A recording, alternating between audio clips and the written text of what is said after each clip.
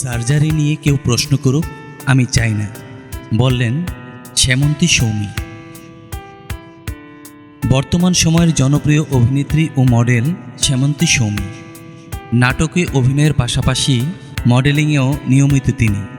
সব ক্ষেত্রে নিজের রূপ নিয়ে বেশ সতর্ক থাকতে হয় অভিনেত্রীকে। ফিটনেস ধরে রাখতে নিয়মিত জিম, রূপচর্চা করে থাকেন।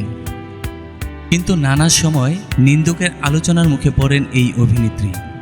ইন্টারনেটে অনেকে দাবি করেন সেমন্তীর রূপরহস্য নাকি সার্জারি, মুখে অস্ত্রোপচারও করিয়েছেন। একদিকে যেমন সেমন্তীর রূপ নিয়ে আলোচনা সমালোচনা, অন্যদিকে এসব নিয়ে সরাসরি প্রশ্নের মুখেও পড়েন অভিনেত্রী। বলা বাহুল্য, এ নিয়ে ব্যাপারটি অভিনেত্রীর কাছে একদম বিব্রতকর।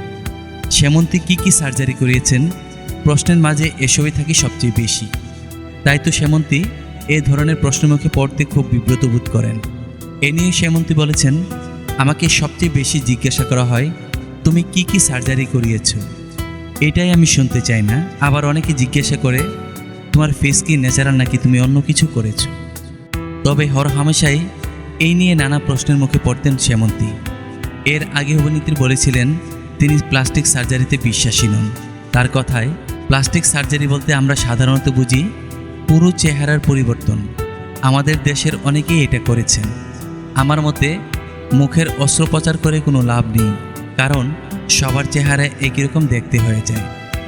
2012 সালে লাক্স চ্যানেল আই সুপারস্টার প্রতিযোগিতার সেরা 10 জনের একজন ছিলেন সেমন্তী। এরপর মডেল হন গ্রামীণ ফোনের বিজ্ঞাপন চিত্রে। এর মাধ্যমে দর্শক তাকে প্রথম টিভি পর্দায় দেখেন। বিজ্ঞাপনের পর মাসুদ মহিউদ্দিন পরিচালিত আগুন পোকা নাটকে অভিনয় করেন।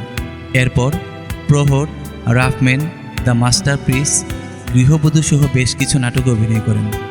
বয়ফ্রেন্ড নামে একটি সিনেমায় তাসকিন রহমানের বিপরীতে অভিনয় করেছেন তিনি।